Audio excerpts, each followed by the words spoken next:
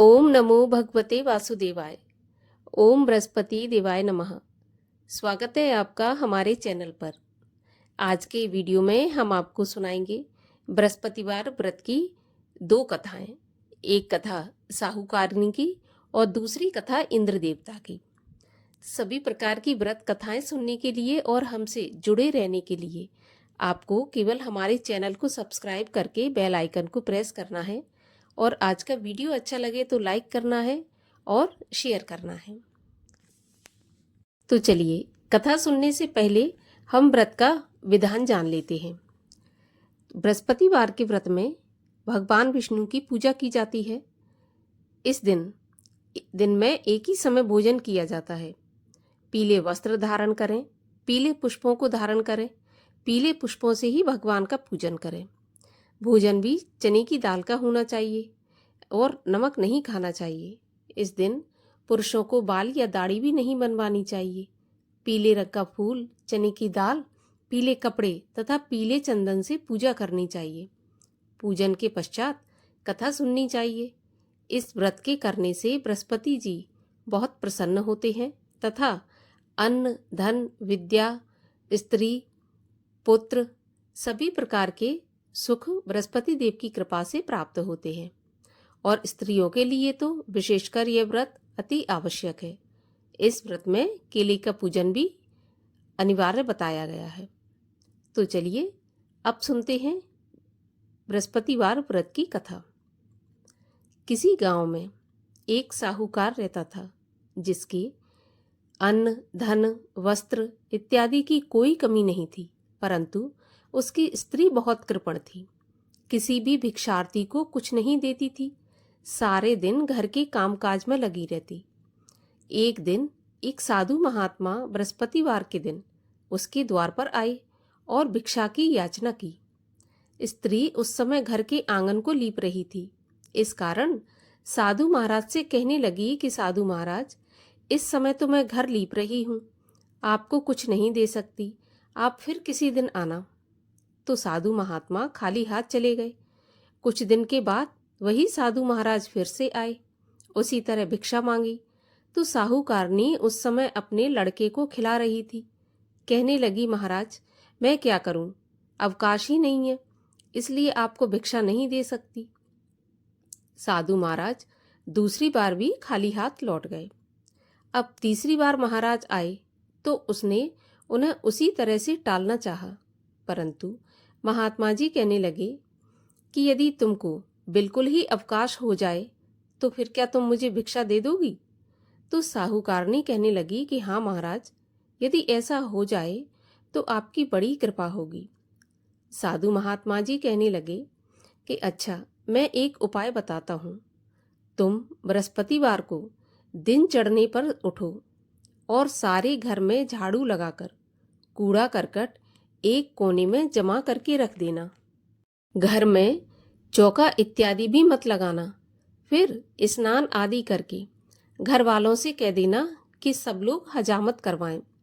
रसोई बनाकर चूल्हे के पीछे रख देना, सामने कभी मत रखना। सायंकाल को जब अंधेरा हो जाए उसके बाद दीपक जलाना और बृहस्पतिवार को ना तो पीले वस्त्र पहनना, ना पीले रंग की चीजों का भोजन करना। यदि ऐसा करोगे तो तुमको घर का कोई काम नहीं करना पड़ेगा। साहूकारनी प्रसन्न हुई और उसने ऐसा ही किया। बृहस्पतिवार को दिन चढ़े उठी, झाड़ू लगाकर कूड़े को घर में जमा कर लिया। पुरुषों ने हजामत बनवाई, भोजन बनवाकर चूल्हे के पीछे रखा। यह सब बृहस्पतिवारों को ऐसा ही करती रही। अब कुछ काल बाद उसके घर में खाने को दाना भी नहीं बचा। थोड़े दिन में वही महात्मा जी फिर आए और भिक्षा मांगी, परंतु सेठानी ने कहा, महाराज मेरे घर में खाने को अन्न भी नहीं है, अब मैं आपको क्या दे सकती हूँ? तब महात्मा ने कहा कि जब तुम्हारे घर में सब कुछ था तब भी तुम मुझे कुछ नहीं देती थी, और अब तुम्हें पूरा पूरा अवकाश है तब भी कुछ नहीं दे रही हो। आखिर तुम चाहती क्या हो? तब सेठानी ने हाथ जोड़कर प्रार्थना की, महाराज अब कोई ऐसा उपाय बताओ कि मेरे पहले जैसा धन धान्य हो जाए।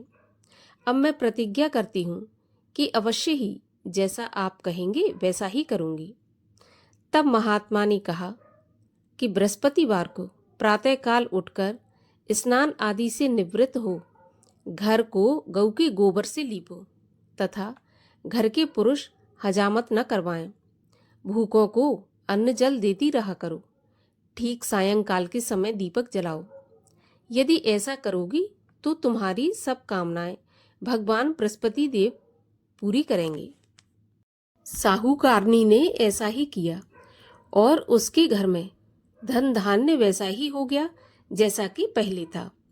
इस प्रकार भगवान बृहस्पति जी की कृपा से अनेक प्रकार के सुख भोग कर वह दीर्घ काल तक इस संसार में जीवित रही। अब सुनते हैं इंद्रदेव की कथा। एक दिन इंद्र बड़े अहंकार से अपने सिंहासन पर बैठे थे और बहुत से देवता, ऋषि, गंधर्व, किन्नर आदि सब सभा में उपस्थित थे। जिस समय बृहस्पति जी वहां पर आए तो सबके सब उनके सम्मान में उठकर खड़े हो गए, परंतु इंद्र घमंड के मारे खड़ा नहीं हुआ। यद्यपि वह सदैव उनका आदर किया करता था। बृहस्पति जी अपना अनादर समझते हुए वहां से उठकर चले गए। तब इंद्र को बड़ा दुख हुआ कि देखो, मैंने गुरु जी का अनादर कर दिया। मुझसे बड़ी भारी भूल हो गई। गुरु जी के आशीर्वाद से ही मुझको यह वैभव मिला है। उनके क्रोध से यह सब नष्ट हो जाएगा, इसलिए उनके पास जाकर उनसे क्षमा मांगनी चाहिए, जिससे उनका क्रोध शांत हो जाए और मेरा कल्याण हो। ऐसा विचार कर इंद्र अपने गुरुजी बृहस्पति जी के पास गए। जब बृहस्पति जी ने अपने योग बल से यह जान लिया कि इंद्र क्षमा मांगने के लिए यहाँ आ रहा है, तब क्रोधवश उससे भेंट करना उचित न समझकर अंतर्ध्यान हो गए। जब इंद्र ने बृहस्पति जी को घर पर नहीं देखा तो निराश होकर लौट गए। जब दैत्यों के राजा वृषवर्मा को ये समाचार पता चला तो उसने अपने गुरु शुक्राचार्य की आज्ञा से इंद्रपुरी को चारों तरफ से घेर लिया। गुरु की कृपा न होने के कारण देवता हारने और मार खाने लगे। तब उन्होंने ब्रह्मा जी को विनय पूर्वक कहा कि महाराज, दैत्यों से किसी प्रकार बचाइए। तब ब्रह्मा जी कहने लगे कि तुमने बड़ा अपराध किया है जो गुरुदेव को क्रोधित कर दिया। अब तुम्हारा कल्याण इसी से हो सकता है कि त्वष्टा ब्राह्मण का पुत्र विश्वरूपा बड़ा तपस्वी और ज्ञानी है, उसे अपना पुरोहित बनाओ तो तुम्हारा कल्याण हो सकता है। यह वचन सुनते ही इंद्र त्वष्टा के पास गए और बड़े विनीत भाव से त्वष्टा से कहने लगे कि आप हमारे पुरोहित बनने की कृपा करें, जिससे हमारा कल्याण हो। तब त्वष्टा ने उत्तर दिया कि पुरोहित बनने से तपोबल घट जाता है, परंतु तुम बहुत विनती करते हो, इसलिए मेरा पुत्र विश्वरूपा पुरोहित बनकर तुम्हारी रक्षा करेगा।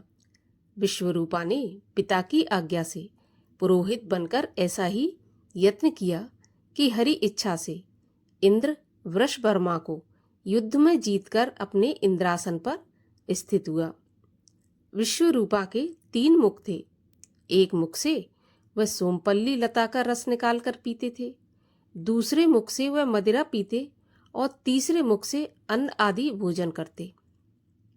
इंद्र ने कुछ दिनों के बाद कहा कि मैं आपकी कृपा से यज्ञ करना चाहता हूँ।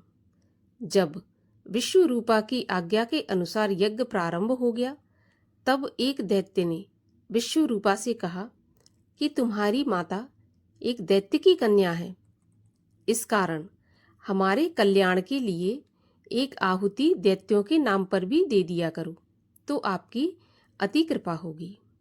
विश्वरूपा उस दैत्य का कहा मानकर आहुति देते समय दैत्य के नाम भी धीरे धीरे लेने लगा। इसी कारण यज्ञ करने से देवताओं का तेज नहीं बढ़ रहा था। इंद्र ने यह वृत्तांत जानते ही क्रोधित होकर विश्वरूपा के 3 सिर काट डाले। मद्यपान करने के कारण भंवरा सोमपल्ली पीने से कबूतर और अन्न खाने वाले मुख से तीतर बन गया। विश्व रूपा के मरते ही इंद्र का स्वरूप ब्रह्म हत्या के प्रभाव से बदल गया। देवताओं के 1 वर्ष तक पश्चाताप करने पर भी ब्रह्म हत्या का वह पाप न छूटा, तो सब देवताओं के प्रार्थना करने पर ब्रह्मा जी बृहस्पति जी के सहित वहां आए। उस ब्रह्म हत्या के 4 भाग किए, उनमें से 1 भाग पृथ्वी को दिया। इसी कारण कहीं कहीं धरती ऊंची नीची और बीज बोने लायक नहीं होती। साथ ही ब्रह्मा जी ने यह वरदान दिया कि जहां पृथ्वी में गड्ढा होगा, कुछ समय पाकर स्वयं भर जाएगा। दूसरा वृक्षों को दिया, जिससे उनमें से गोंद बनकर बहता है। इस कारण गूगल के अतिरिक्त सब गोंद अशुद्ध समझे जाते हैं। और वृक्षों को यह वरदान दिया कि ऊपर से सूख जाने पर जड़ फिर फूट जाती है। तीसरा भाग स्त्रियों को दिया। इसी कारण स्त्रियां हर महीने रजस्वला होकर पहले दिन चांडालनी, दूसरे दिन ब्रह्मघातनी, तीसरे दिन धोबिन के समान रहकर चौथे दिन शुद्ध होती हैं। और संतान प्राप्ति का उनको वरदान दिया। चौथा भाग जल को दिया, जिसमें फेन और शैवाल आदि जल के ऊपर आ जाते हैं। जल को यह वरदान मिला कि जिस चीज में डाला जाएगा वह वजन में बढ़ जाएगी। इस प्रकार इंद्र को ब्रह्म हत्या के पाप से मुक्त किया। जो मनुष्य इस कथा को पढ़ता या सुनता है, उसके सब पाप बृहस्पति जी की कृपा से नष्ट हो जाते हैं। बृहस्पति देव की आरती। ओम जय बृहस्पति देवा, स्वामी जय बृहस्पति देवा। छिन छिन भोग लगाऊं, कदली फल मेवा। ओम जय बृहस्पति देवा।